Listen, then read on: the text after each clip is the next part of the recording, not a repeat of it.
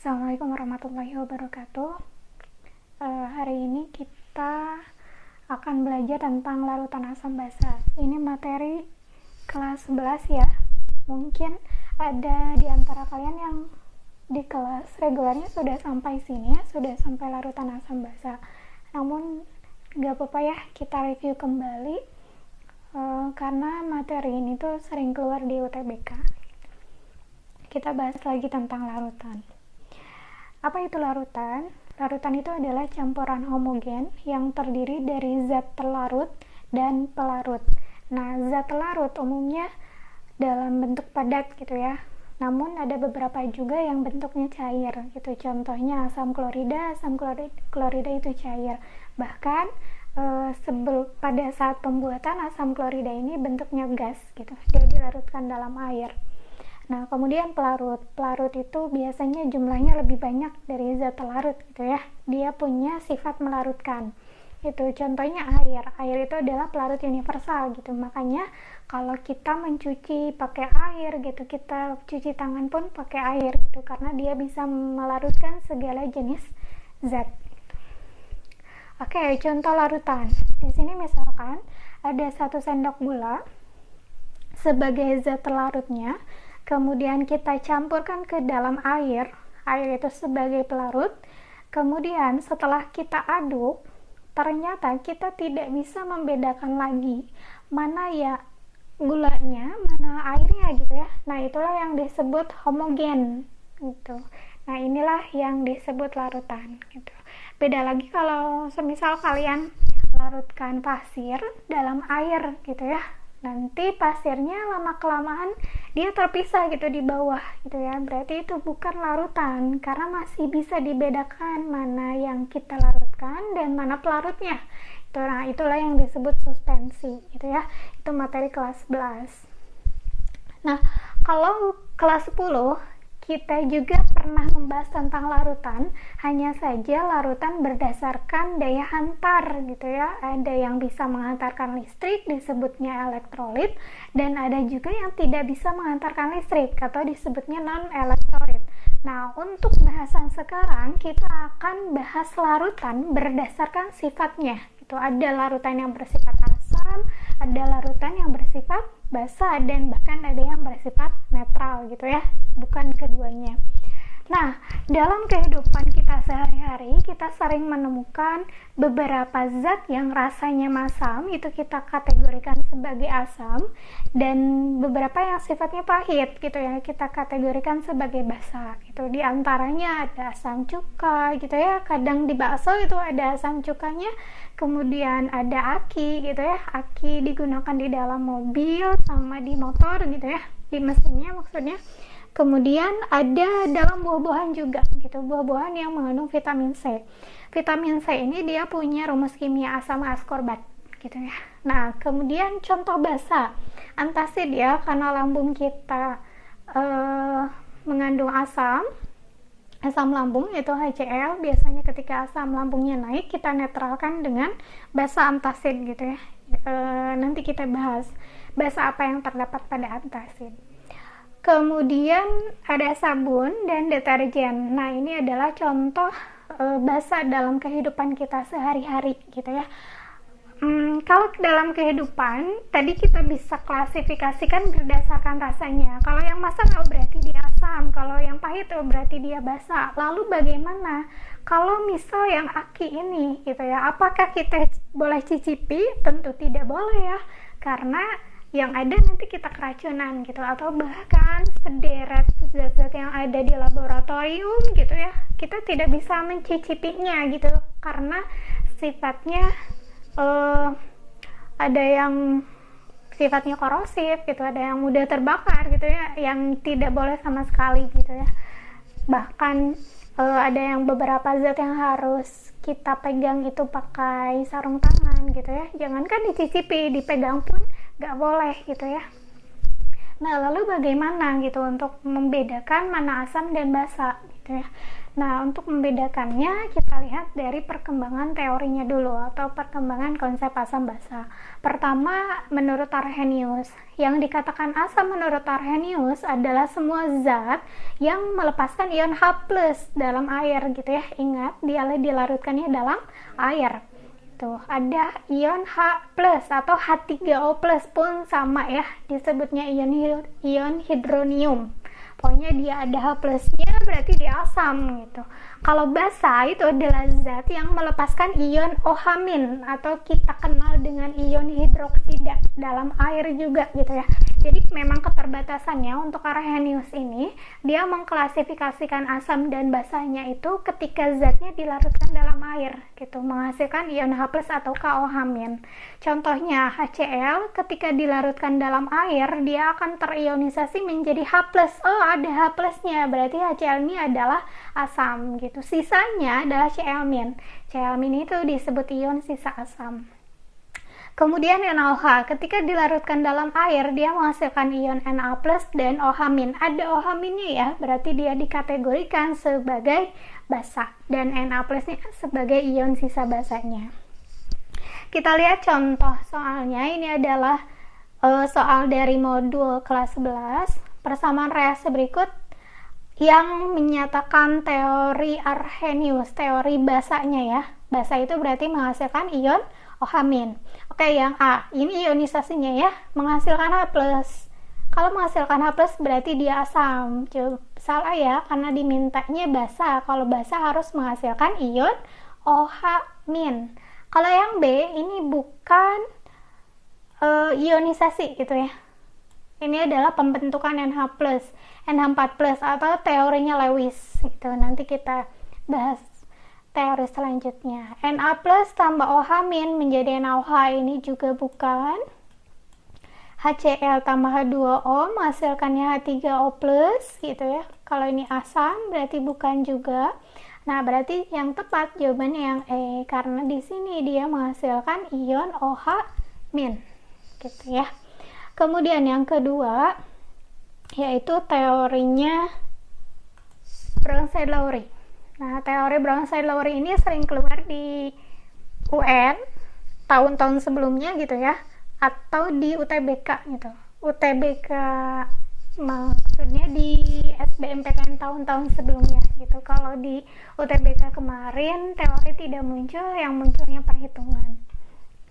Oke, yang dikatakan asam menurut Bronsted adalah zat pemberi proton atau H+, sedangkan basa adalah zat penerima proton atau H+ itu ya. Nah, kita lihat contohnya gitu untuk lebih memahaminya. HF ditambah H2O membentuk kesetimbangan menjadi F- dan H3O+ gitu ya. Nah, kalau misalkan kalian bingung yang mana yang memberikan proton dan yang mana yang menerima proton, kalian harus pasangkan dulu zatnya. Tuh, pasangkannya bagaimana? Pasangkan nih HF yang ada di reaktan, pasangkan dengan F- yang ada di produk. Tuh, berarti dia berasal dari senyawa yang sama. H2O berarti pasangannya H3O+. Nah, kalau kita lihat HF tadinya dia punya H. Tuh. Nah, sedangkan di produk dia membentuk F-. Berarti H-nya sudah tidak ada ya. Artinya HF ini dia donorkan protonnya kepada H2O sehingga HF-nya dikatakan sebagai asamnya Bronsted gitu. Nah, kalau H2O dia menerima ya, berarti sebagai basa. F- dia pasangannya dari HF. HF-nya asam, F-nya berarti basa konjugasi. Tuh. H2O dia sebagai basa, maka H3O+-nya dia sebagai asam konjugasinya, gitu, asam pasangannya. Nah, untuk contoh kedua sama ya kayak tadi, NH3 kita pasangkan dulu pasangannya dengan NH4+, gitu. H2O pasangannya OH-. Nah, NH3 pasangannya NH4+. Berarti dia nambah proton ya. Kalau nambah proton berarti dia dapat tambahan, dapat donor dari H2O, sehingga HNH3-nya dikategorikan sebagai basa, H2O-nya sebagai asam, NH4+-nya asam konjugasi, OH-nya basa konjugasi. Jadi selalu selisih 1 H ya. H yang lebih banyak biasanya dia sebagai asam, gitu triknya. Contohnya tadi NH3 dengan NH4+, yang lebih banyak H-nya berarti sebagai asam, yaitu NH4+, NH3-nya sebagai basa. Gitu. Kalau kita lihat dari persamaan reaksi 1 dan persamaan reaksi kedua, kalau kita lihat ya, di reaksi pertama H2O itu dia bertindak sebagai basa gitu ya, dia menerima proton ya. Sedangkan pada reaksi kedua justru H2O-nya dia yang menyerahkan gitu atau mendonorkan protonnya gitu ya. Nah, inilah yang disebut sifat amfoter gitu. Jadi suatu zat dia bisa bersifat sebagai asam dan basa, tergantung gitu ya. Kalau misalkan dia ketemu dengan zat yang lebih kuat keasamannya, maka dia akan bertindak sebagai basa. Kalau dia ketemu dengan zat yang keasamannya lebih lemah, maka dia akan bertindak sebagai asam gitu. Begitulah amfoter, sifat amfoter. Kemudian yang nomor 6, spesies yang bertindak sebagai zat amfoter adalah yang mana yang bertindak sebagai amfoter katanya ya. Tadi yang lebih gampang kita pasangkan ya.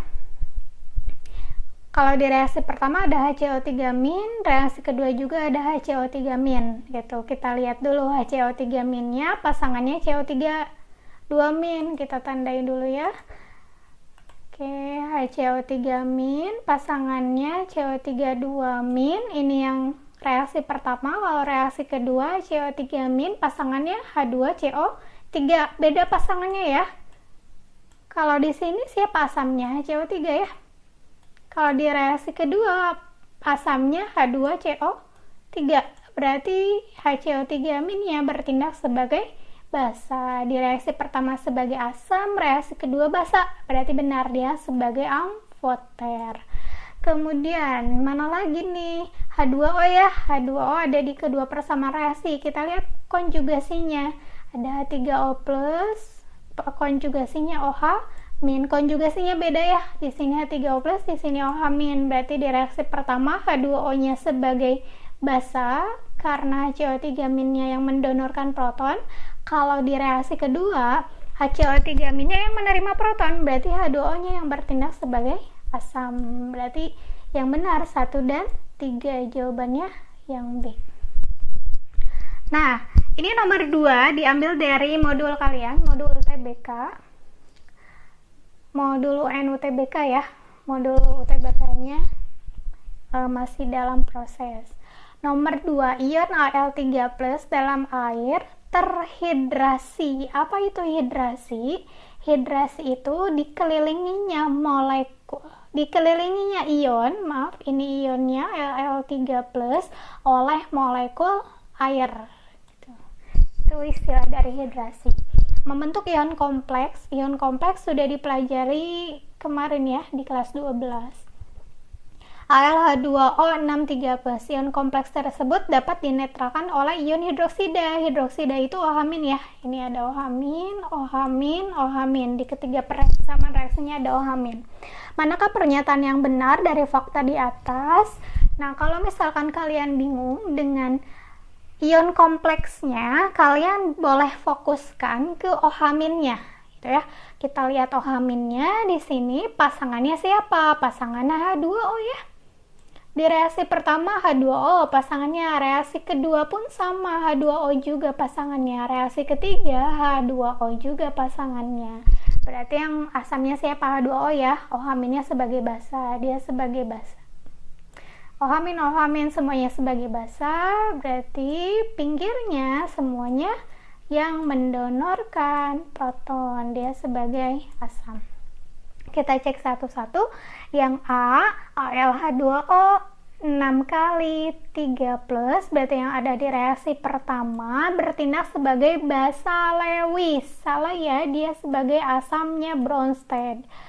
Yang B, AlH2O 4OH+, H2O yang 4 ada di mana? Reaksi kedua dan di reaksi ketiga ya. merupakan basa konjugasi dari ALH2O3. ALH2O3 itu di reaksi ketiga, berarti fokusnya ke reaksi ketiga ya.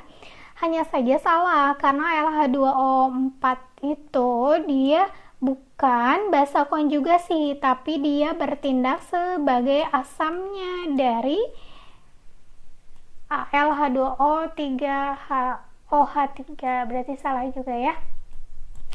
Yang C, pada semua reaksi H2O bertindak sebagai basa, salah ya, semuanya justru dia bertindak sebagai asam.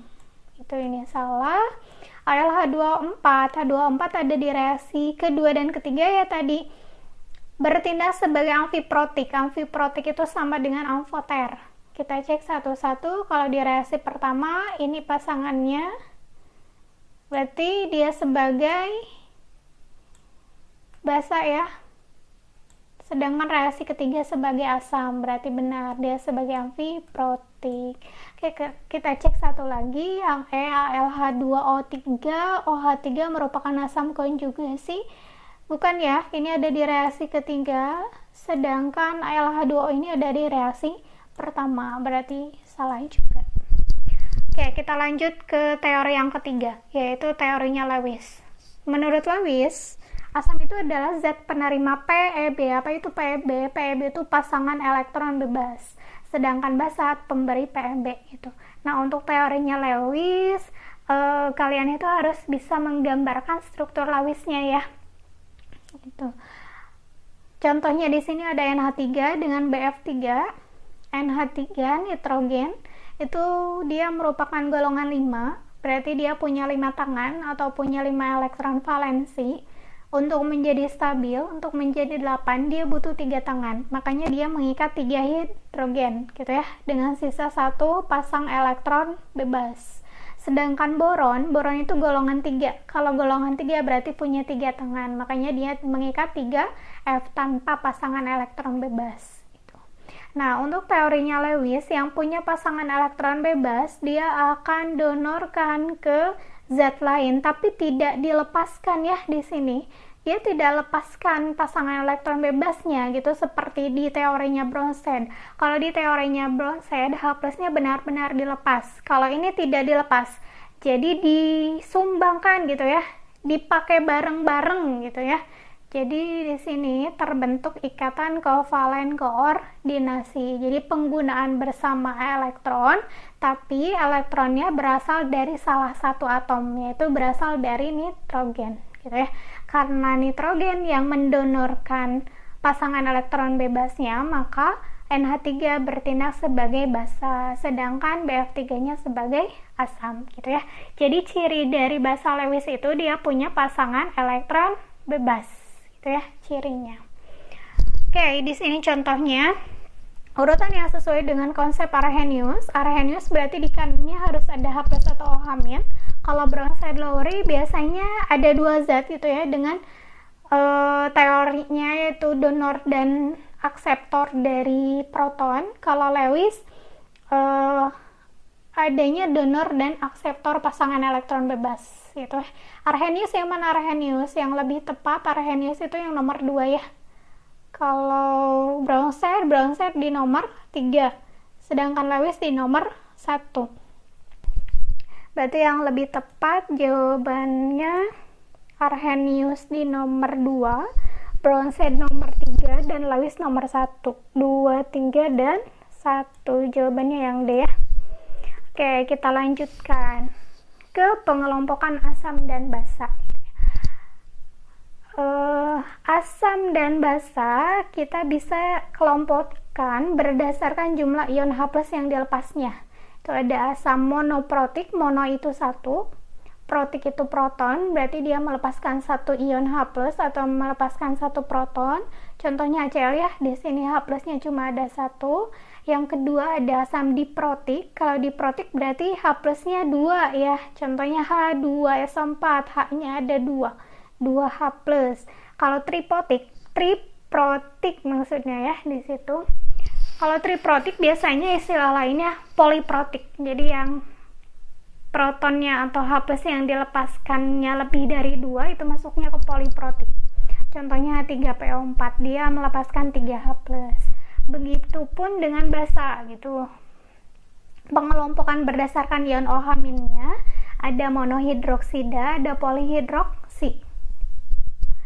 Monohidroksi itu yang melepaskan ion OH- sebanyak 1, contohnya dari basa-basa golongan 1 ya, itu dia melepaskan 1 OH-, kemudian yang polihidroksi lebih dari 1 OH-, contohnya basa-basa dari golongan 2, itu dia melepaskan 2 OH-, dan basa dari Fe atau basa-basa dari unsur-unsur transisi biasanya.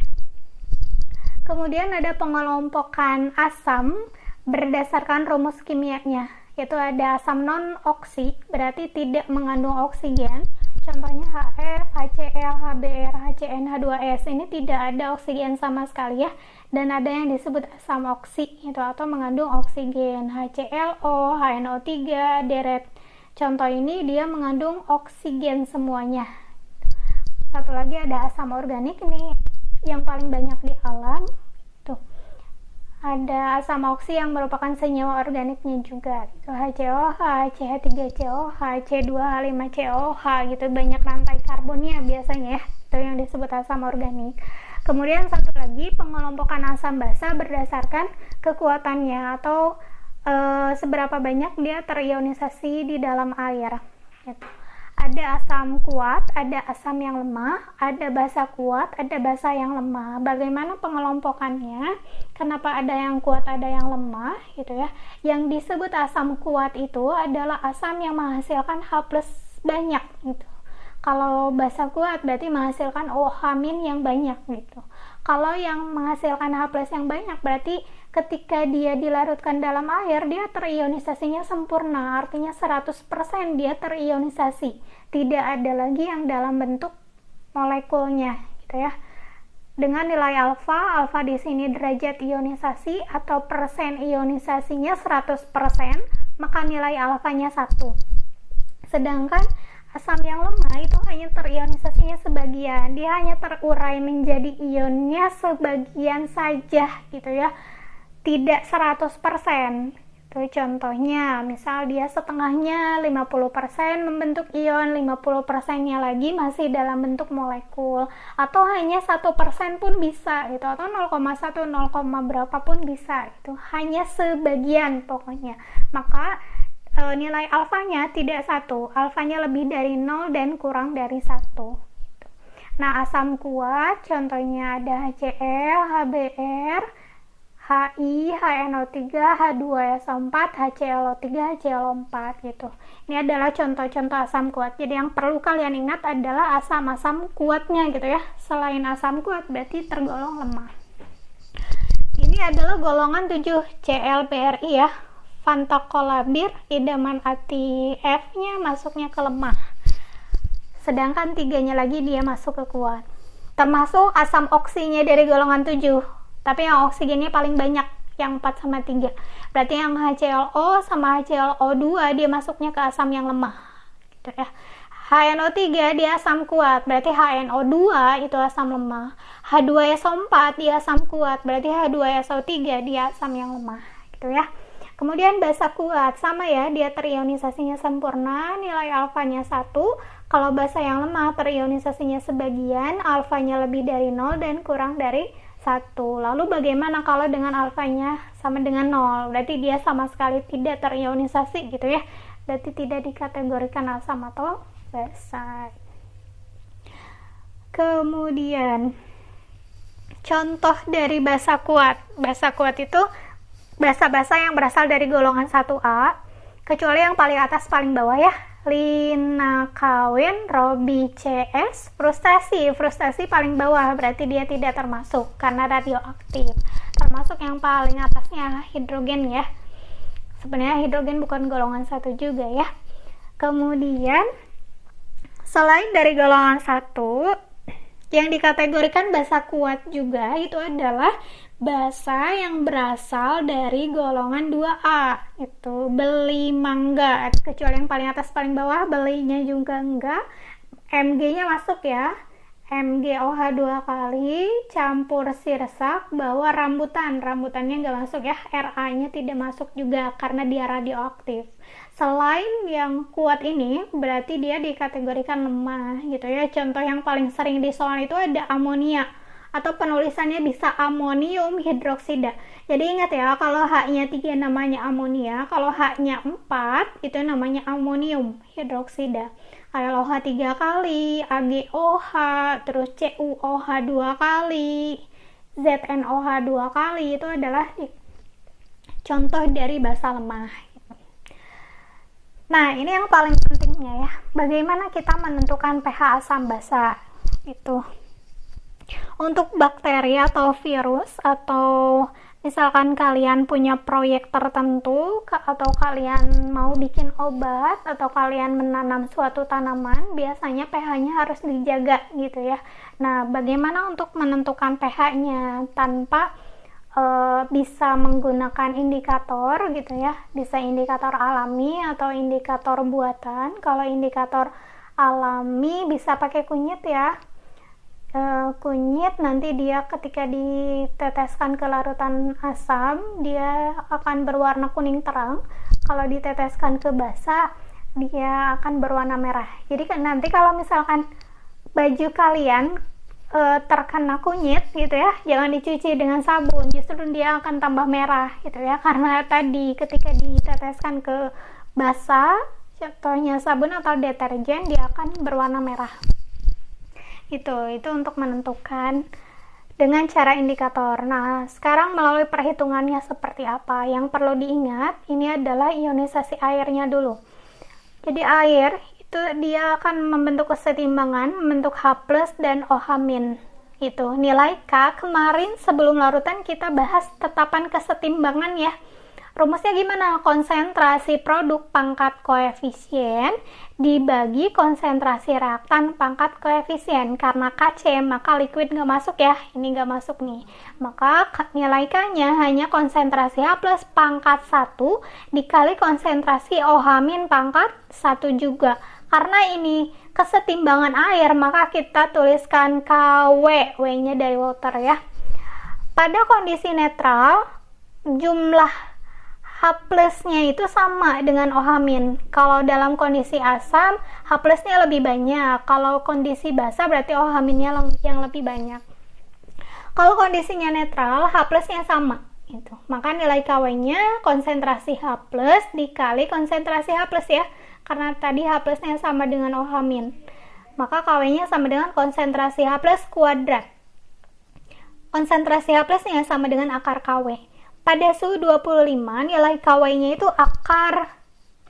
nilai KW itu 10 pangkat min 14 pada suhu 25 ya. Kalau suhu berubah, maka nilai KW-nya pun akan berubah. Konsentrasi H+-nya sama dengan OH-. Gitu ya. Kita cari OH-nya atau H+-nya gimana caranya? Akar 10 min 14, 10 pangkat min 7 ya.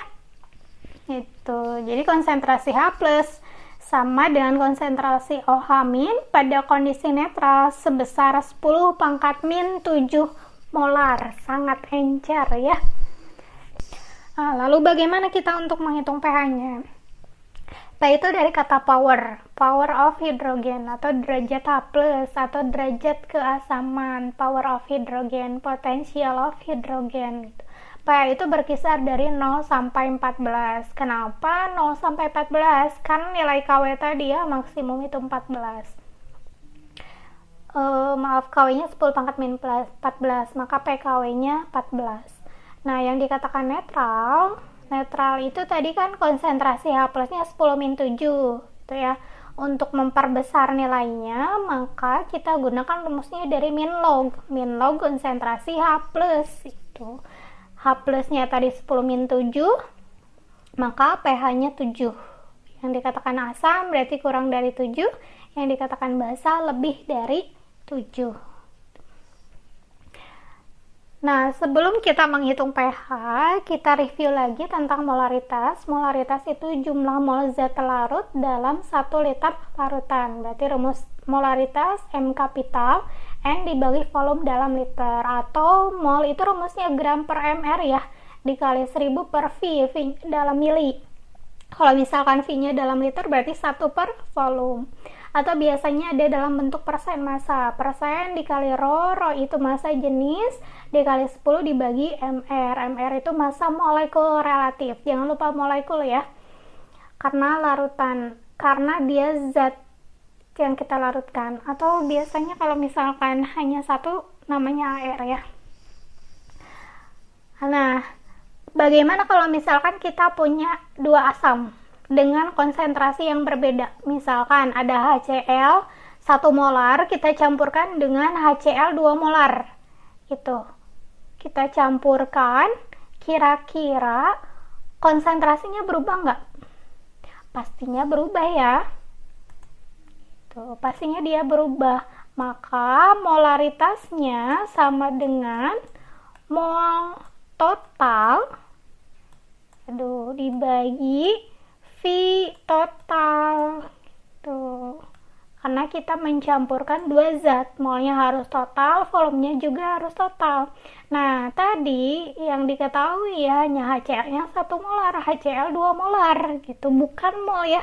Lalu kita cari dulu molnya bagaimana, kita otak-atik nih rumus molaritas. Kalau kita mau cari mol, berarti kita kalikan molar dikali volume ya, dapatlah ini.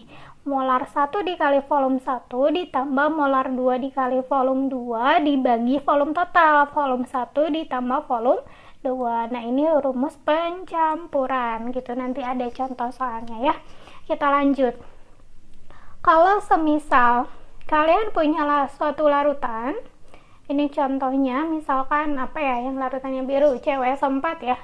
Kalian punya larutan CuSO4 1 molar, volumenya misalkan 10 mili. Ini tidak sesuai ya, misalkan 50 lah, 50 mili. Kemudian kalian tambahkan air lagi 50, ini harusnya nambah ya volumenya. Nah, kalau misalkan kalian tambahkan volumenya, maka lihat warna larutannya, dia semakin encer ya. Tadinya dia warna birunya pekat, sekarang jadi lebih terang gitu. Nah, terus contoh lain ini. Suatu larutan yang warnanya merah pekat kemudian ditambahkan air, dia jadi merahnya pudar gitu ya. Nah, inilah yang disebut pengenceran atau yang kita sebut tambahkan airnya gitu ya, sehingga konsentrasinya mengecil gitu. Nah, kalau misalkan kita lihat ilustrasi dari molekulnya, ini sebenarnya molekulnya sama ya. Hanya saja ketika kita tambahkan air, maka jarak antar molekulnya jadi berjauhan. Itulah yang menyebabkan kenapa warnanya tadi berubah gitu, yang tadinya pekat menjadi pucat gitu ya, menjadi memudar gitu warnanya. Karena jarak antar partikelnya menjauh. Kalau kita lihat antara ilustrasi A dan B ini, molekulnya tetap sama ya. Yang berubah hanyalah volumenya saja, hanya volume dari airnya saja yang berubah, hanya volume dari pelarutnya saja yang berubah. Kalau kita ingat lagi tadi rumus molaritas itu sama dengan mol dibagi volume. Ketika volumenya dinaikkan, maka molaritasnya berlawanan ya, dia nambah kecil. Jadi kalau volumenya diperbesar, maka molaritasnya akan turun gitu. Nah, tapi yang tetapnya itu mol ya.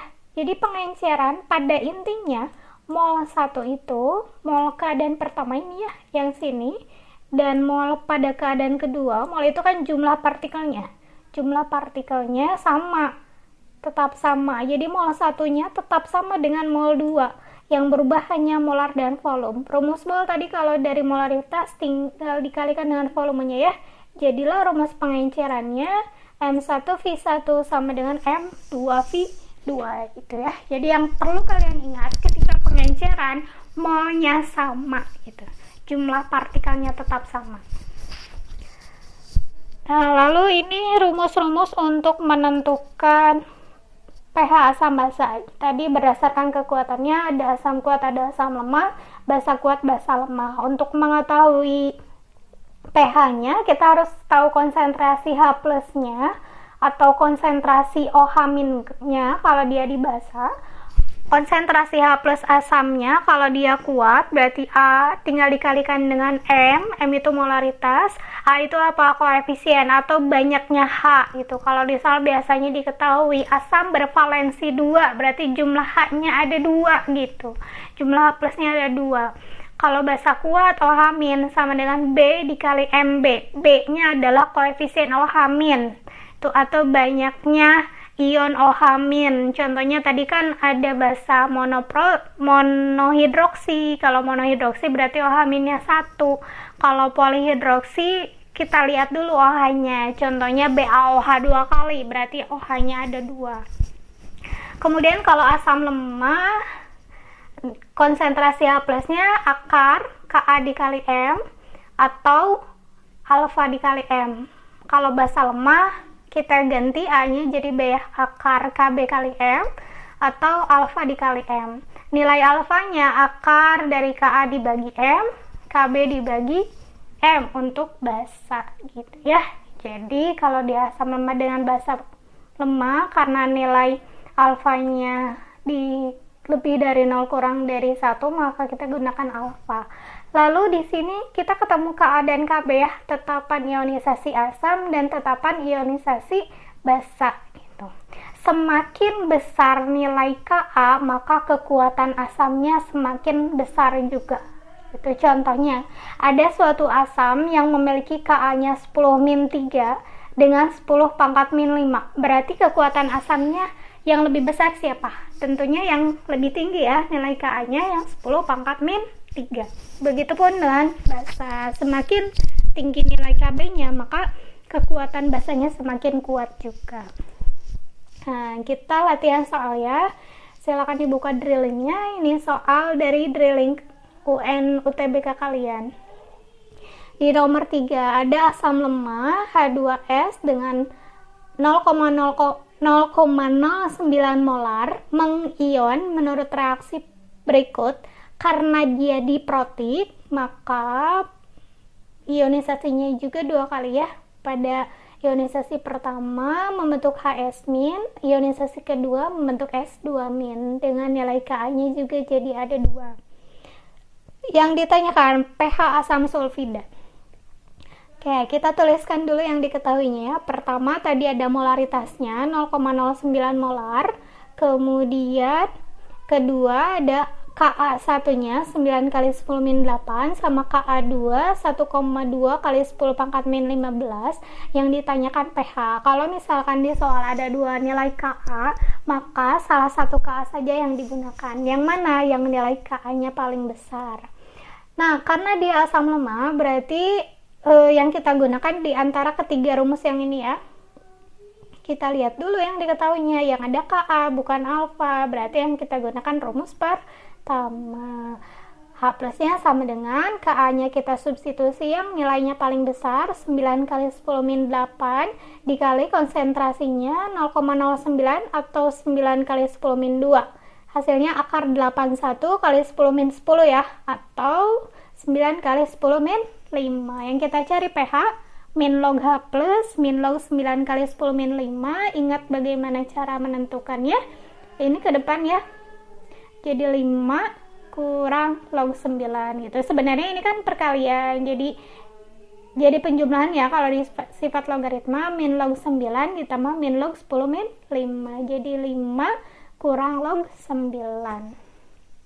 Nomor 4, berikut adalah gambar 2 buah larutan yang memberikan warna sama dengan indikator fenoftalen. Fenoftalen ini adalah indikator basa gitu. Dia punya trayek 8,3 sampai 10. Dari tidak berwarna sampai warna merah. Di sini ada 2 larutan. Pertama ada NH4OH 0,1 molar dengan nilai Kb-nya 10-5. Kemudian NaOH 0,001 molar. Pernyataan yang benar terkait dengan kedua larutan basa tersebut adalah yang A, harga pH kedua larutan tersebut adalah 11. Kalau ditanyakan pH, kita harus cari OH-nya dulu ya. Kenapa? Karena dia basa. Oke, kita cari OH-nya. Kita tuliskan yang diketahuinya dulu. Molaritas pada larutan pertama, ini larutan pertama dulu. 0,1 10-5 NH4OH dia basa yang lemah. Berarti rumusnya akar KB dikali M, 10 pangkat min 5 dikali 10 min 1, akar dari 10 pangkat min 6, atau sama dengan 10 pangkat min 3. POH-nya 3, pH-nya 14 kurangi 3 ya. Jangan lupa untuk menghitung pH 14 dikurangi POH. 14 kurangi 3, 11. Kemudian untuk larutan kedua, Na itu golongan 1 ya. Berarti dia golongan basa kuat. Diketahui molaritasnya 0,001 molar. pH-nya berapa? Ingat basa kuat rumusnya B kali M. 1 karena OH-nya ada 1. M-nya 0,001 atau 10 pangkat min 3. POH-nya min log 10 min 3, POH-nya 3, pH-nya 14 kurangi 3, 11. Ternyata nilai pH-nya sama ya. Berarti yang tepat yang A. Wah, udah ketemu nih, gak usah cari yang lain. Oke, kita bahas aja ya. Yang B, dengan indikator fenolftalen tidak berwarna. Tadi Tete sebutkan bahwa trayeknya itu dari 8,3 sampai 10. Tuh. Jadi kalau misalkan larutannya di bawah 8,3, dia akan menunjukkan warnanya tidak berwarna. Kemudian kalau di atas 10 dia akan berwarna merah. Ini pH-nya sama-sama 11, berarti di atas 10 ya, harusnya dia berwarna merah. Berarti ini salah. NH4 yang C, konsentrasi NH4OH sama dengan konsentrasi NaOH. Salah ya, NH4OH itu 0,1 molar, sedangkan NaOH-nya 0,001 molar. Jangan keliru. Ini konsentrasi basa masing-masing, bukan OH-nya. Berarti salah juga. Yang D, dibutuhkan konsentrasi asam yang tidak sama gitu. Yang penting itu H+-nya.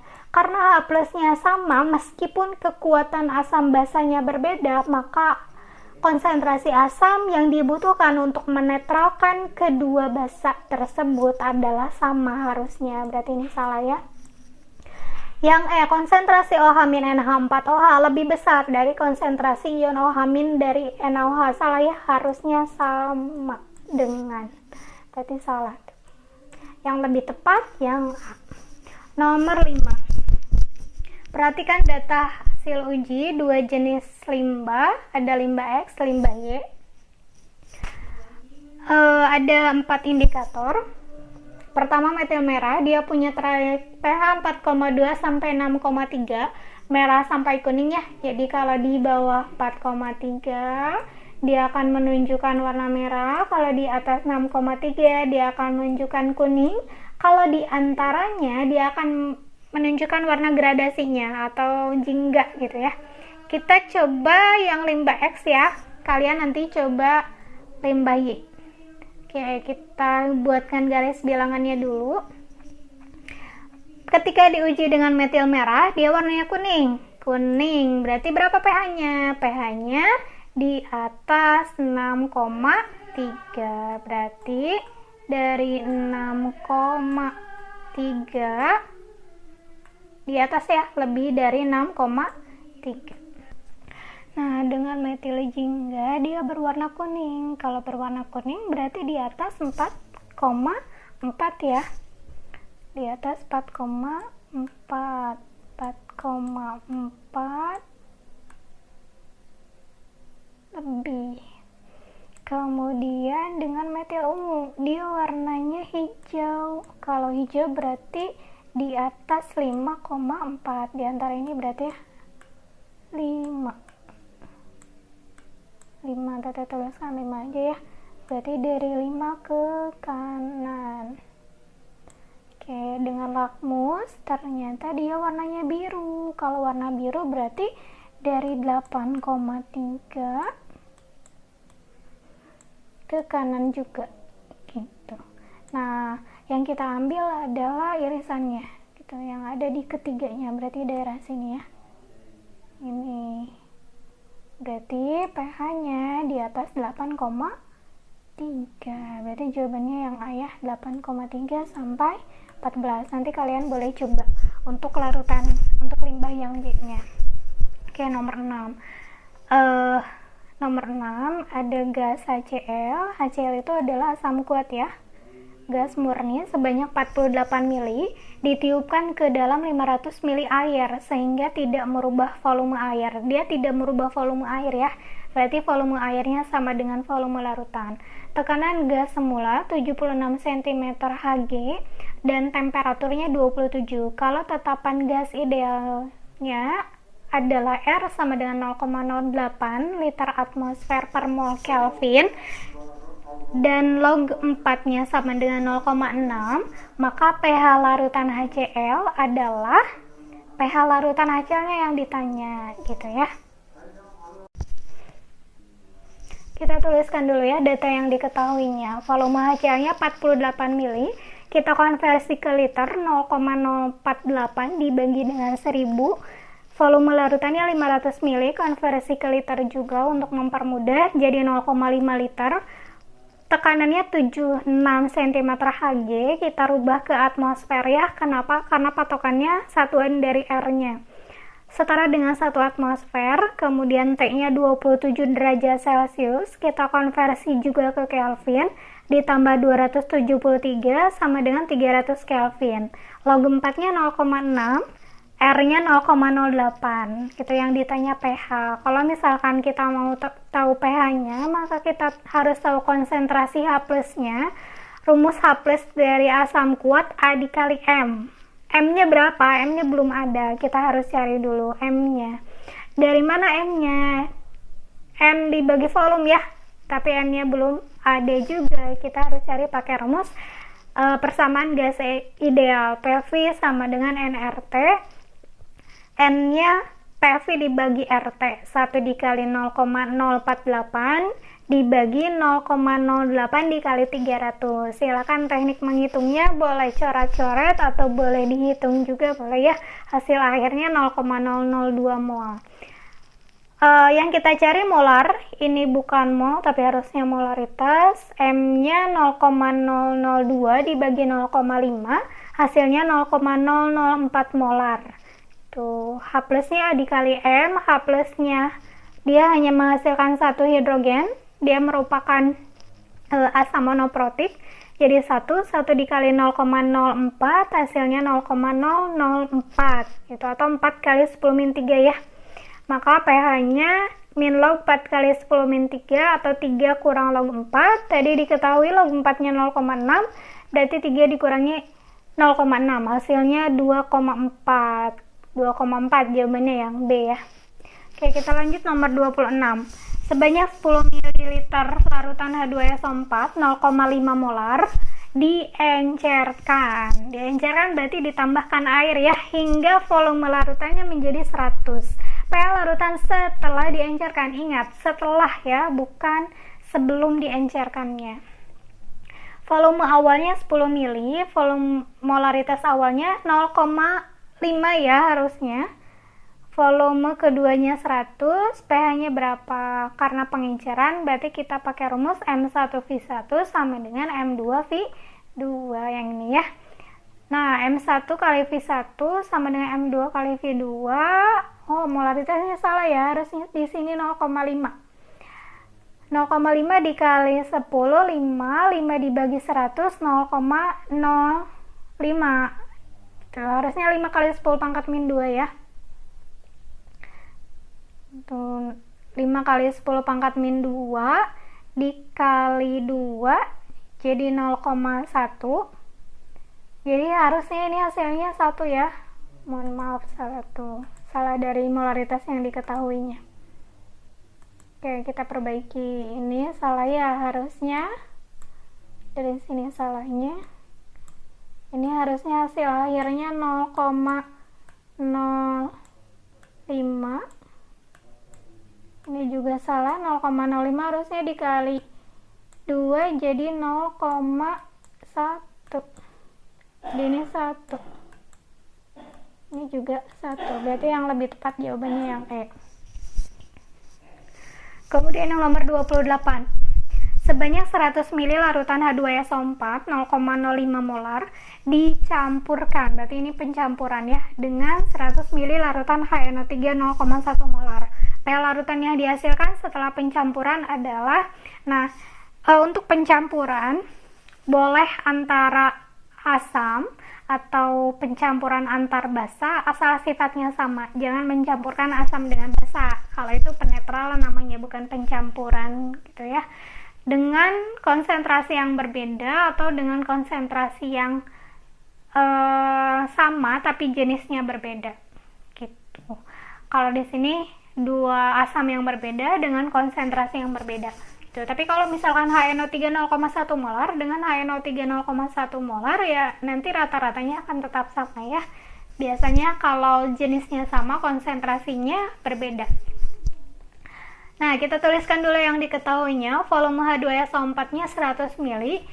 Tuh, kemudian molaritas H2SO4 nya 0,05 molar. Volume HNO3 nya 100 ml, molaritas HNO3 nya 100 ml, yang ditanyakan pH. Kalau pH berarti berhubungan dengan konsentrasi H plusnya ya. Untuk pencampuran, tadi rumusnya mol total dibagi volume total, M1V1 tambah M2V2 dibagi V1 ditambah V2, tanda plus di sana tergantung dari zat yang kita campurkan ya. Kalau lebih dari satu berarti berlanjut.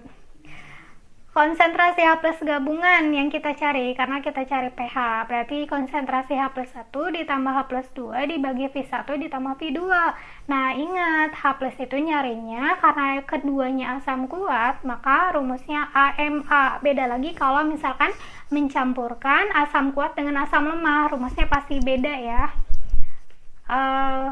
Kita substitusi H2SO4, H-nya sebanyak 2, berarti 2 dikali 0,05 ditambah 1 dikali 0,1 dibagi volume total. Volume H2SO4-nya 100, HNO3-nya 100. H plus gabungannya 2 dikali 0,05, 0,1 ditambah 0,1 jadi 0,2, 100 ditambah 100 jadi 200. 0,2 dibagi 200, 10 pangkat min 3, yang kita cari pH. pH-nya 3 ya, jadi jawabannya yang C. Oke, sampai di sini dulu bahasan materi kita tentang larutan asam basa. Semoga bisa dipahami meskipun kita belajarnya tidak face to face ya. Ini menjadi konsep dasar untuk larutan selanjutnya. Nanti kita ketemu hidrolisis, nanti kita ketemu larutan penyangga, sama kita ketemu titrasi juga gitu. Mohon dipelajari dengan baik. Kemudian jangan lupa untuk latihan soalnya di Battlefit aja ya. Oke, terima kasih. Assalamualaikum warahmatullahi wabarakatuh.